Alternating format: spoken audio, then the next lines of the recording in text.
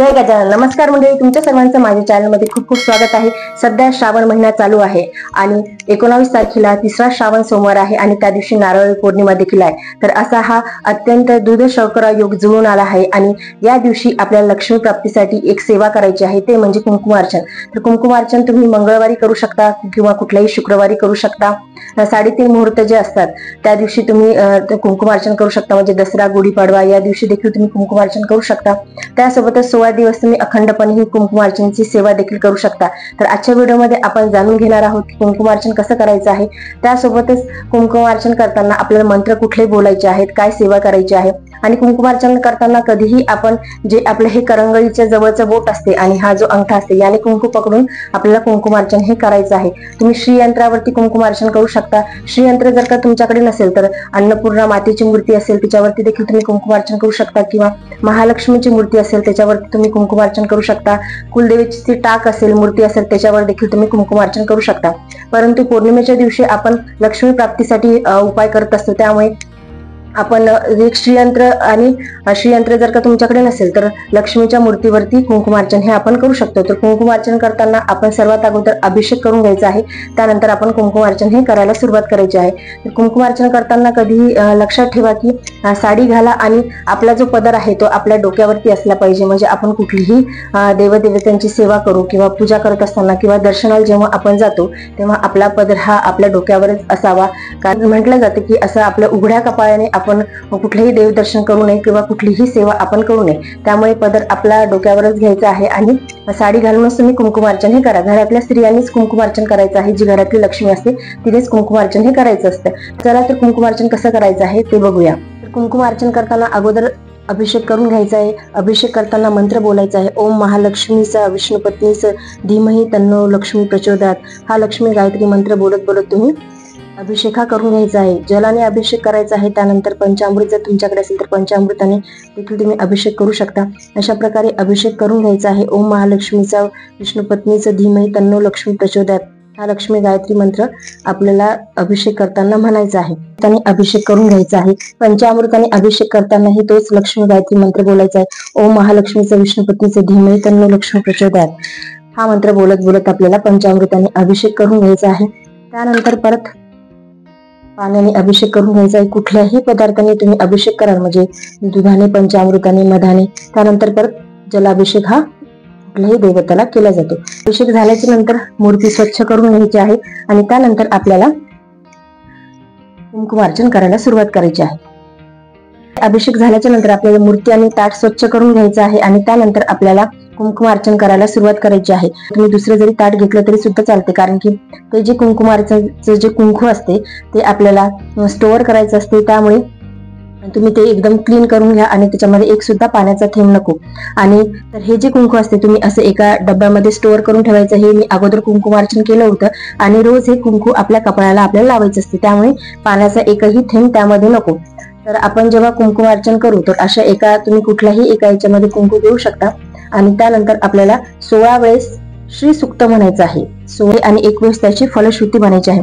तर श्री सुक्त म्हणत म्हणत आपल्याला 16 वेळेस त्याचा कुंकुमार्चन करायचं आहे. कुंकुमार्चन करताना आपल्या 2 बोटामध्ये कुंकू घ्यायचं आहे. हे जे मी तुम्हाला सांगितलं, करंगळी जवळचा बोट आणि अंगठा अशा प्रकारे आपल्याला पकडायचं आहे आणि कुंकुमार्चन करायचं आहे. कुंकुमार्चन करताना देवीच्या पायापासून सुरू करायचं आहे, आपल्याला ते डोक्यापर्यंत न्यायचं आहे आणि आपल्याला श्री सुक्त म्हणायचं आहे. श्री सुक्त जे आपल्या स्वामी समर्थांचं नित्यसेवेचं पुस्तक आहे त्याच्यामुळे मध्ये मिळते किंवा तुम्ही गुगलवरती देखील पाहून म्हणू शकता. तर हरिओम हिरण्यवर्ण्या हिरण्य सुवर्ण रथ जामस्त चंद्राहिरणी लक्ष्मी जात वेदम अवाह असं म्हणत म्हणत तुम्हाला श्री सुक्त म्हणत म्हणत कुंकुमार्चन हे करायचं आहे. असं 16 वेळा म्हणायचं आहे आणि आपली कुंकाची धार ही चालू ठेवायची आहे.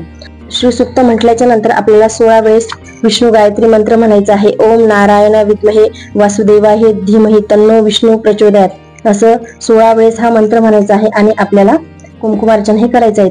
त्यानंतर 16 वेळेस लक्ष्मी गायत्री मंत्र म्हणायचा आहे. ओम महालक्ष्मीचं विष्णुपत्नीचं धीमहि तन्नो लक्ष्मी प्रचोदयात. ओम महालक्ष्मीचा विष्णुपत्नीचा धीमहि तन्नो लक्ष्मी प्रचोदयात. हे 16 वेळेस हा मंत्र म्हणायचा आहे आणि आपली कुंकवाची ही धार आपल्याला अशी चालू ठेवायची आहे. तर हे झाल्याच्या नंतर आपल्याला 16 वेळेस कमलात्मक मंत्र म्हणायचा आहे. तर 16 वेळेस आपल्याला कमलात्मक मंत्र देखील म्हणायचा आहे. ओम श्री भ्रीम श्री कमले कमलाय प्रसिद्ध प्रसिद्ध महालक्ष्मी नमः असा आपल्याला हा मंत्र 16 वेळेस म्हणून घ्यायचा आहे. भ्रीम श्री कमले कमलाय प्रसिद्ध प्रसिद्ध महालक्ष्मी नमः हा मंत्र आपल्याला 16 वेळेस म्हणून घ्यायचा आहे. अशा प्रकारे आपल्याला कुंकुमार्चन हे करायचं आहे. अगदी साध्या सोप्या पद्धतीने आपल्याला कुंकुमार्चन हे करून घ्यायचं आहे.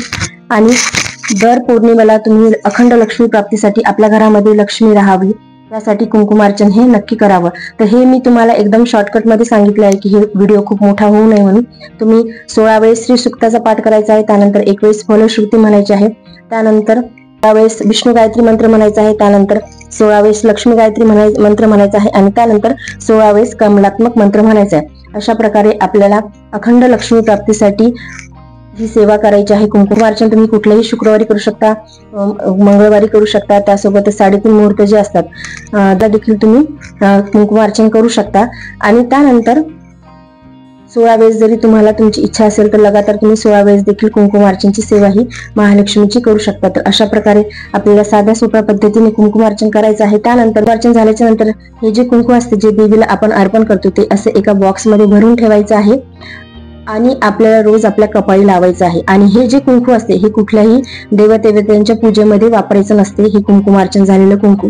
त्यामुळे हे कुंकू वेगळंच ठेवायचं आहे, आपल्या पूजेच्या साहित्यामध्ये आपल्याला ठेवायचं नाही.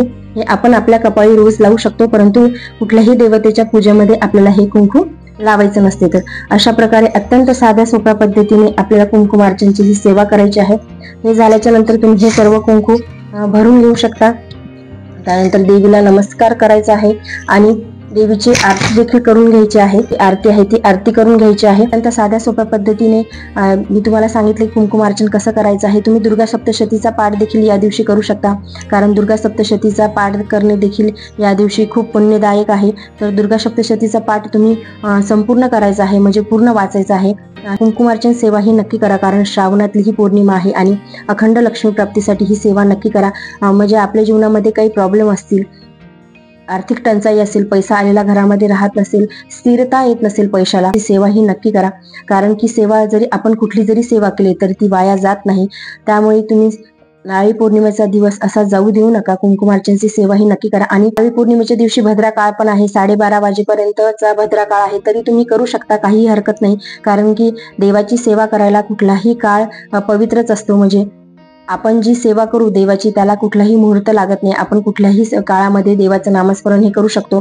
त्याने कधीही कोणाचं वाईट झालं नाही आणि कधी कोणाचं वाईट देखील होणार नाही. त्यामुळे तुम्ही भद्रा काळ असताना देखील ही सेवा करू शकता, किंवा तुम्ही 12:30 नंतर देखील तुम्ही करू शकता, किंवा 12:30च्या नंतर जर जमलं नाही दुपारी करू नका, प्रदोष काळात तुम्ही करू शकता. प्रदोष काळ देखील आपला तिन्ही सांजेचा वेळ जो आपण म्हणतो त्यावेळी देखील तुम्ही ही तिन्ही सांजेच्या वेळी देखील तुम्ही ही सेवा करू शकता, कारण त्यावेळी लक्ष्मी घरात येण्याची वेळ असते आणि हा अत्यंत ही वेळ चांगली असते. त्यामुळे तुम्ही तिन्ही सांजेच्या वेळेला देखील तुम्ही ही सेवा करू शकता. तर तुमच्याच्याने जेव्हा झालं तुम्ही करा, भद्रा काळाचा काही विचार करू नका. आपण आपल्या भावांना राखी ही दुपारी 1:30 नंतरच बांधायची आहे. 1:32 नंतरचा कालावधी आहे, त्यामुळे तुम्ही राखी ही दुपारनंतर बांधा, परंतु ही सेवा तुम्ही कुंकुमार्चनची कधीही करू शकता.